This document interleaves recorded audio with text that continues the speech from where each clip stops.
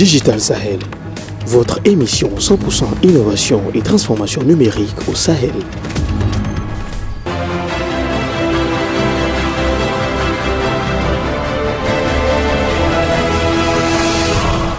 Bonsoir à toutes et à tous et ravi de vous retrouver à nouveau dans Digital Sahel, votre magazine hebdomadaire d'information et d'analyse sur le numérique au Niger, mais aussi dans le Sahel. Alors, pour ce 9e numéro, nous vous proposons comme menu, d'abord, pour la rubrique Grand Projet Numérique, un reportage sur un forum qui s'est tenu à Niamey il y a quelques jours. Il s'agit du FITIC, le Forum interparlementaire des technologies de l'information et de la communication. C'est un forum qui a réuni des parlementaires des pays de l'espace de la CEDEAO. Ces parlementaires se sont réunis à Niamey pour discuter des enjeux de la cybercriminalité au sein de l'espace ouest africain. Restez avec nous pour suivre les détails.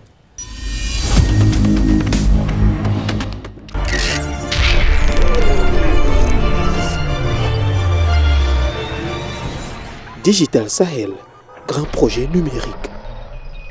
Le réseau interparlementaire d'éthique de la CEDEAO, REPTIC-CEDEAO, a organisé sa 2e édition du Forum interparlementaire des technologies de l'information et de la communication FITIC à Niamey du 5 au 7 novembre 2020. Tenu sous le thème « Rôle du parlementaire dans la lutte contre la cybercriminalité dans l'espace CEDEAO », le forum a pour objectif de renforcer les capacités des parlementaires et autres parties prenantes et de partager leurs expériences pour mieux cerner les enjeux de la cybercriminalité. La cybercriminalité n'épargne aujourd'hui aucun secteur de la vie des nations, que ce soit du point de vue économique et financier, social et culturel et naturellement sécuritaire. La cybercriminalité a donc des conséquences très préjudiciables pour nos États et pour nos entreprises, ainsi d'ailleurs pour les personnes et les biens. C'est donc face à ces défis que la 2e édition du Forum interparlementaire des technologies de l'information et de la communication a retenu pour thème le rôle du Parlement dans la lutte contre la cybercriminalité dans l'espace CEDEAO. Présent à la cérémonie, le gouverneur de la région de Niamey a évoqué le rôle structurant des TIC tout en parlant de la cybercriminalité dans toutes ses formes, dont, au niveau de l'espace CEDEAO, le danger est encore plus grand. Comme la guerre asymétrique que nous imposent les forces du mal, la cybercriminalité est une forme de terrorisme rampant qui crée un désordre mondial et déstabilise nos États qu'il faut sécuriser pour mieux les développer.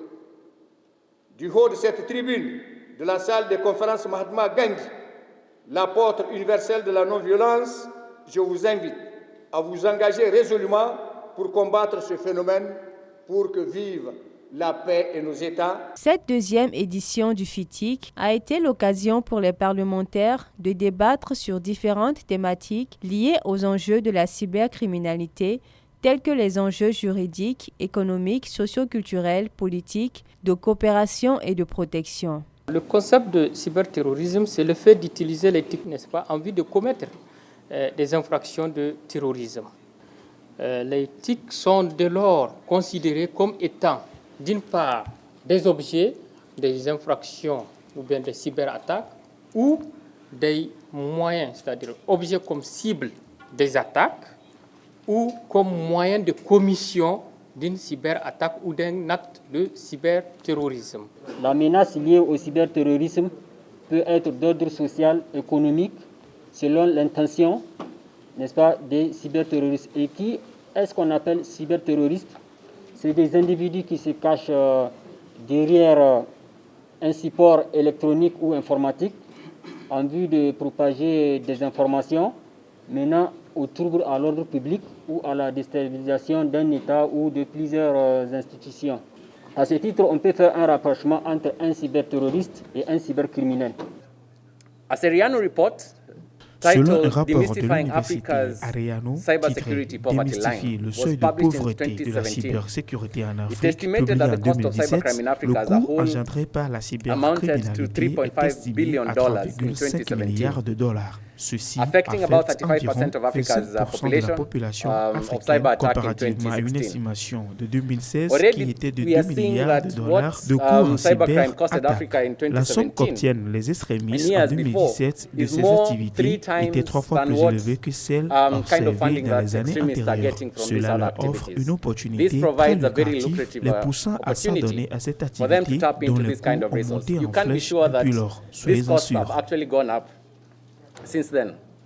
Ce forum a permis de mieux appréhender l'état réel et le niveau de la cybercriminalité, de dégager des solutions, de proposer une initiative régionale de renforcement des capacités des parlementaires dans l'élaboration de la législation pour la lutte contre la cybercriminalité et d'élaborer à cet effet un guide pratique qui proposera un ensemble d'actions. Pour rappel, le Niger avait adopté en 2019 une loi sur la cybercriminalité visant entre autres à prévenir les actes portant atteinte à la confidentialité, à l'intégrité et à la disponibilité des systèmes et des données informatiques et empêcher leur usage frauduleux.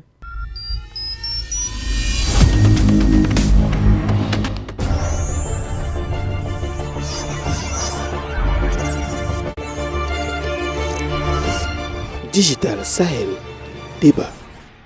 Téléspectateurs et téléspectatrices de Digital Sahel, ravis de vous retrouver à nouveau dans cette émission. Alors, nous sommes dans la dernière phase de cette émission. Il s'agit de la rubrique Regard croisé, analyse, débat.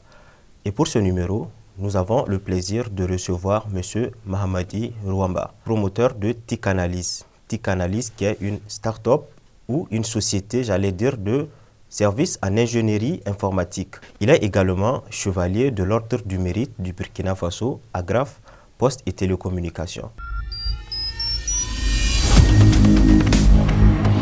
Monsieur Mahamadi, bonjour. Bonjour. Alors, avec vous, Monsieur Rouamba, nous allons parler d'un thème évocateur sur l'utilisation du téléphone mobile pour la prise en charge des enfants malades en milieu communautaire. Aujourd'hui, dans quelle mesure le téléphone mobile peut-il aider dans la prise en charge des enfants malades en milieu communautaire? Ok, merci beaucoup en fait pour votre question. Donc avant tout, merci de me convier en fait à votre émission. Pour évoquer l'usage du téléphone mobile dans la prise en charge des enfants, il faut déjà faire l'analyse de ce qui existait avant le téléphone, pour expliquer quelles sont les faiblesses qui ont été identifiées par l'ensemble des acteurs intervenant dans le système en fait, de santé et qu'est-ce qui a prévalu à l'adoption en fait, des téléphones portables pour la prise en charge des enfants. Donc disons d'abord que le système actuel au niveau en fait, des pays ouest africains, donc ils utilisent pour la prise en charge des enfants des fiches. On l'appelle en fait fiche PEC, donc prise en charge intégrée des enfants. Sur cette fiche, l'agent relais, donc l'agent qui est presque le premier maillon du système en fait, de santé au niveau en fait, communautaire, il va utiliser cette fiche pour recevoir en fait, l'enfant, prendre sa température, son périmètre brachial, plus plusieurs autres informations et cela va découler sur un traitement. Si l'enfant a le palu et si l'enfant a la diarrhée. Maintenant, il y a certaines maladies dont il ne doit pas prendre en charge selon la gravité.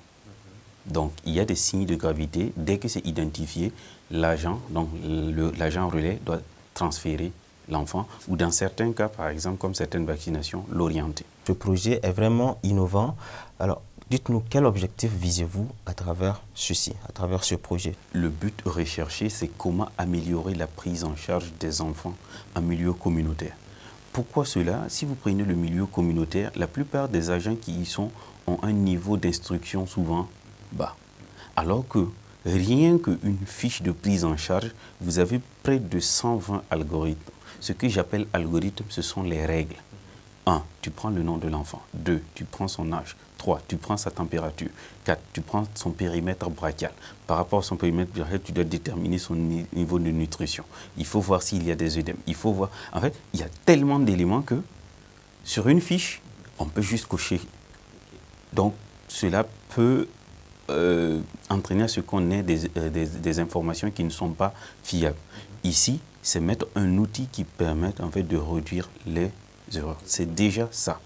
que la situation de l'enfant corresponde au plus près à sa situation en fait réelle et qu'on puisse s'appuyer sur l'ensemble de ces données-là pour prendre des décisions adéquates. Et une des décisions adéquates, c'est approvisionner ces agents sur le terrain en intrants sanitaires, paracétamol, l'amoxicilline et autres. Quelle sera la prochaine étape du déploiement de ce système? Déjà, il faut rappeler que c'est un système qui est déployé dans plusieurs pays de l'Afrique de l'Ouest. Mais pour le cas en fait, du Niger, nous avons commencé avec Ilela dans la région en fait, de Tawa. Et le système est déjà en fonctionnement il y a en fait plus d'1 an où les relais utilisent donc le téléphone pour prendre en charge les enfants. Et après ce pilote, nous avons avec les partenaires, donc notamment le ministère de la Santé, avec l'appui de l'UNICEF, opté d'apporter la solution à Meaï, donc à Maradi. Tout à fait. Donc c'est l'objet même de notre présence.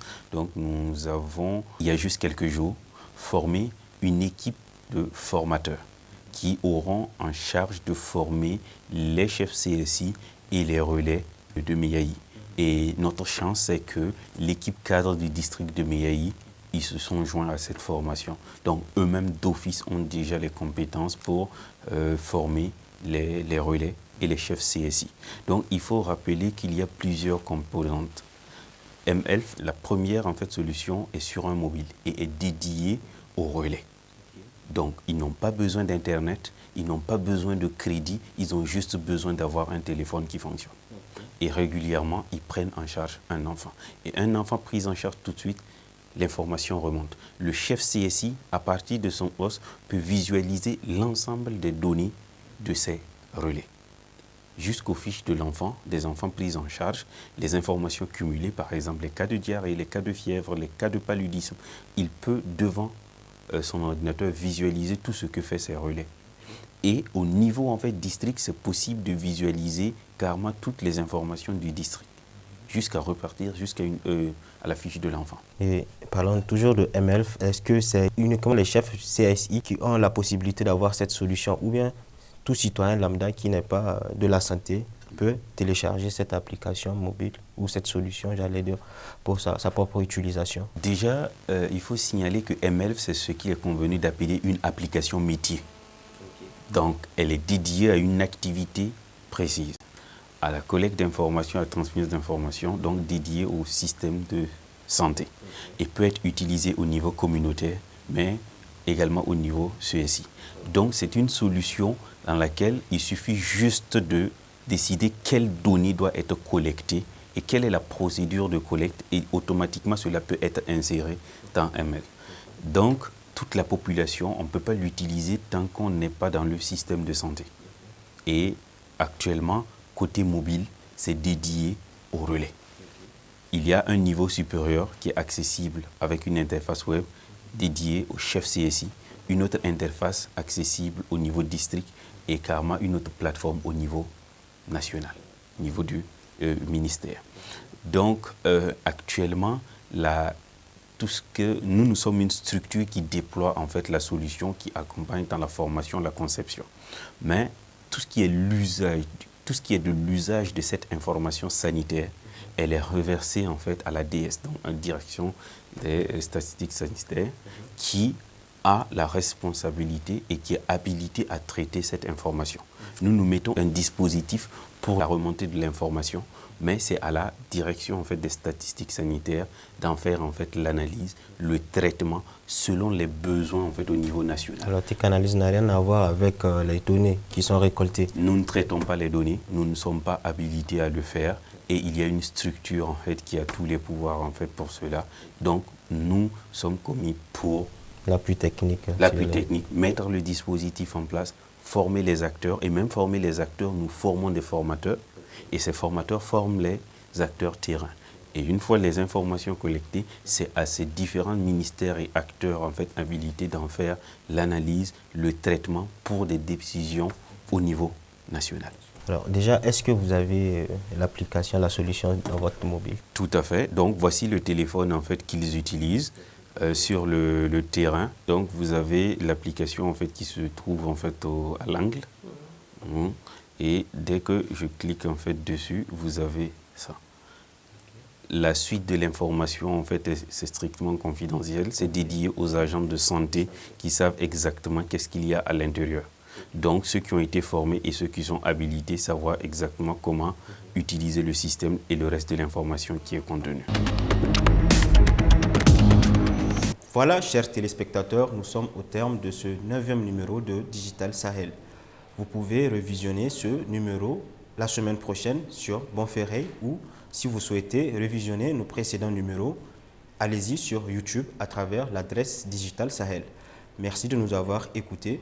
Merci de nous avoir suivis. Rendez-vous la semaine prochaine pour un nouveau document. Au revoir.